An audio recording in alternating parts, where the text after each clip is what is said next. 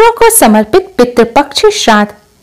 घर में यहाँ जलाते एक दीपक, पितृदोष बदल जाएगा पितृ आशीर्वाद में, मिलेगी सभी कष्टों और संकटों से मुक्ति। ओम गण श्री महागणेशाय नमः। राधे राधे दोस्तों, कैसे हैं आप सब। दोस्तों, इस बार पितृपक्ष 29 सितंबर से शुरू हो रहे हैं, जो कि 14 अक्टूबर सर्वपितृ अमावस्या पर समाप्त होंगे। जैसा कि नाम से ही स्पष्ट होता है, पितृपक्ष यह पितरों का पक्ष है, यानी कि यह पितरों को समर्पित दिन होते हैं। इन दिनों में पितरों की आत्मा की शांति के लिए श्राद्ध, तर्पण और पिंडदान किए जाते हैं। धार्मिक मान्यताओं के अनुसार पितृपक्ष के दौरान पूर्वजों का तर्पण श्राद्ध नहीं करने से पितृदोष लगता है। पितृपक्ष पितरों को प्रसन्न करने और उनकी कृपा प्राप्त करने के लिए बहुत ही खास दिन माने जाते हैं। माना जाता है पितृपक्ष के दौरान श्रद्धा पूर्वक अपने पितरों को कुछ अर्पित किया जाए तो उससे पितृ अति शीघ्र ही प्रसन्न हो जाते हैं और अपनी कृपा बरसाते हैं। हिंदू धर्म में पितृगण को देवतुल्य माना गया है। शास्त्रों के अनुसार जिन पर अपने पितरों की कृपा होती है, उन्हें सभी देवी देवताओं का भी आशीर्वाद मिलता है।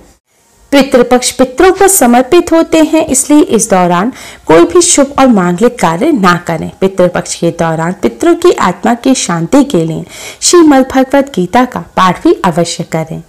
पितृपक्ष यानी कि श्राद्ध पक्ष, जिन्हें कनागत भी कहा जाता है, यह वह समय होता है जब हमारे पूर्वज धरती पर होते हैं और हम श्राद्ध कर्म करके उनका आशीर्वाद प्राप्त करते हैं। हिंदू धर्म में मृत्यु के बाद श्राद्ध करना बेहद जरूरी माना जाता है। मान्यता है कि अगर अपने पूर्वजों का विधि पूर्वक श्राद्ध और तर्पण नहीं किया जाए तो उन्हें इस लोक से मुक्ति नहीं मिलती और वह संसार में ही भटकते रहते हैं। ब्रह्म वैवर्त पुराण के अनुसार देवताओं को प्रसन्न करने से पहले मनुष्य को अपने पितरों यानी कि पूर्वजों को प्रसन्न करना चाहिए। पितृदोष सबसे जटिल कुंडली दोषों में से एक है। पितरों की शांति के लिए हर वर्ष भाद्रपद मास की शुक्ल पूर्णिमा से अश्विन मास की अमावस्या तक पितृपक्ष श्राद्ध होते हैं। इस दौरान कुछ समय के लिए यमराज पितरों को आजाद कर देते हैं ताकि वह अपने परिजनों से श्राद्ध ग्रहण कर सकें।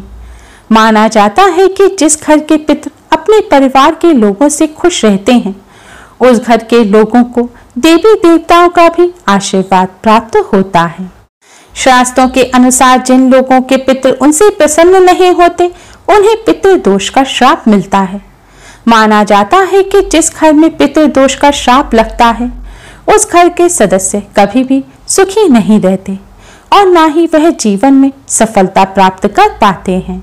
दोस्तों, आज की इस वीडियो में हम आपको पितृपक्ष में करने वाला एक बहुत ही आसान और असरकारक उपाय बताने जा रहे हैं।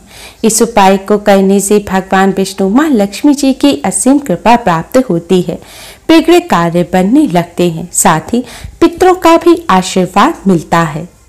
पितरों के आशीर्वाद से घर में सुख समृद्धि आती है, खुशहाली और शांति बनी रहती है।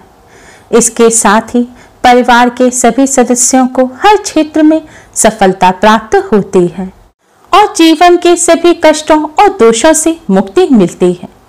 दोस्तों, इस उपाय को सही प्रकार से करने के लिए आप हमारी इस वीडियो को एंड तक अवश्य ही देखें।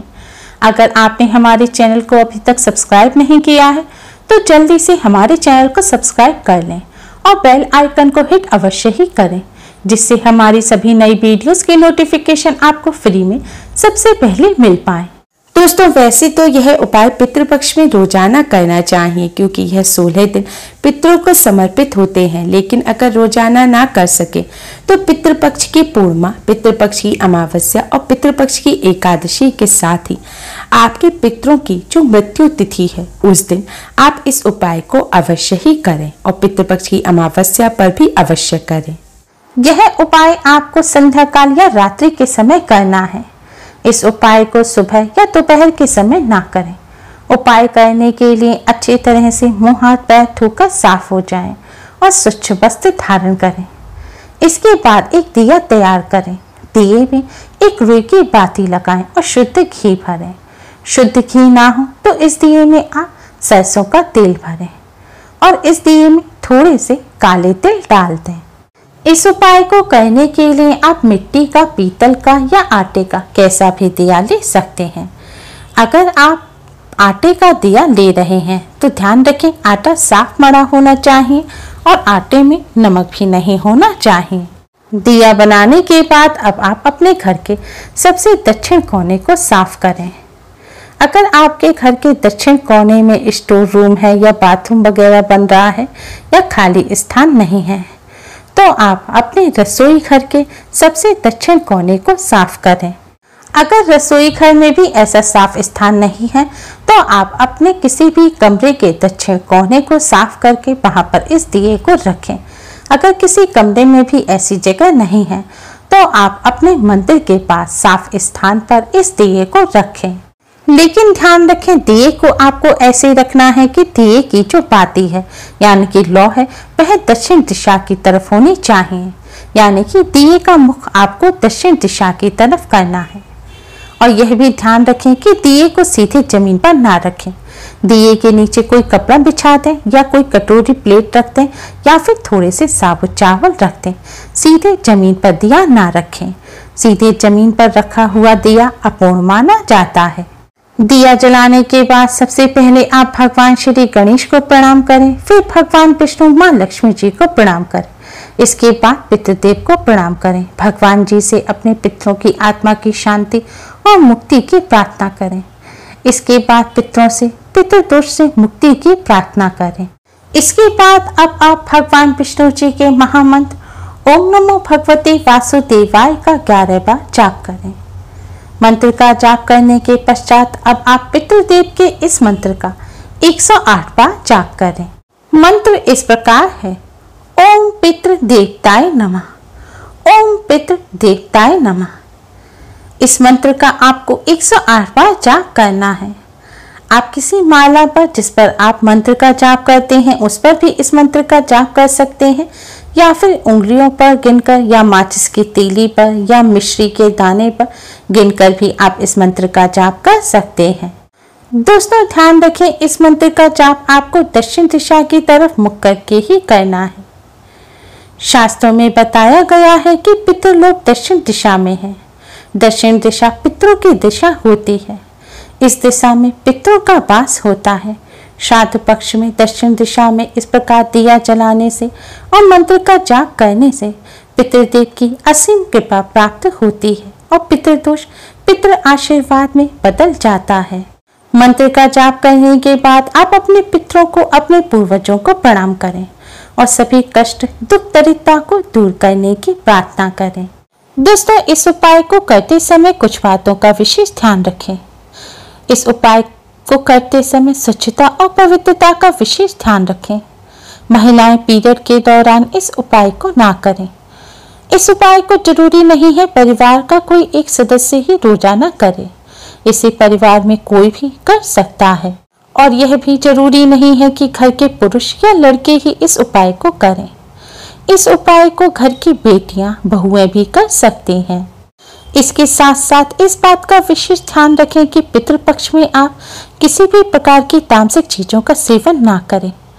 पितृपक्ष में प्याज, लहसुन, मीठ, अंडा, तंबाकू, सिगरेट, शराब इत्यादि चीजों का भूलकर भी सेवन ना करें और यह दिया आप अपने घर पर ही जलाएं।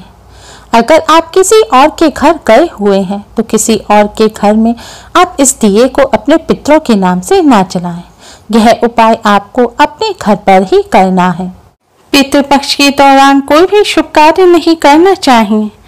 इस दौरान कोई वाहन या नया सामान ना खरीदें।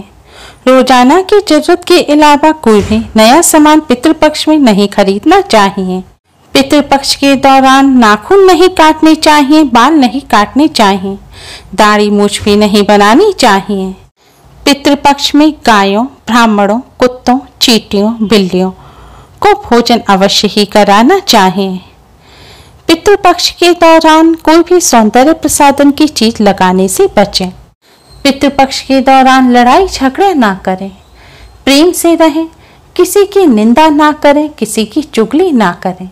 पितृपक्ष के दौरान इन सभी बातों का विशेष ध्यान रखें दोस्तों, अगर आपने दिया चावलों पर रखकर जलाया है तो अगले दिन सुबह उठकर आप उन चावलों को पक्षियों को डाल दें। अगर आपने आटे के दिए का इस्तेमाल किया है तो उस दिए को भी आप पक्षियों को डाल दें। अगर मिट्टी या पीतल का दिया इस्तेमाल किया है तो आप उस दिए को दोबारा इस्तेमाल कर सकते हैं।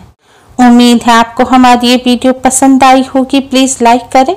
हमारी इस वीडियो को अपने फ्रेंड्स और रिश्तेदारों में ज़्यादा से ज़्यादा शेयर करें, जिससे वह भी इसका लाभ उठा सकें। हमारी और भी वीडियोस के लिए हमारे चैनल को सब्सक्राइब करना ना भूलें। Thanks for watching. Radhe Radhe.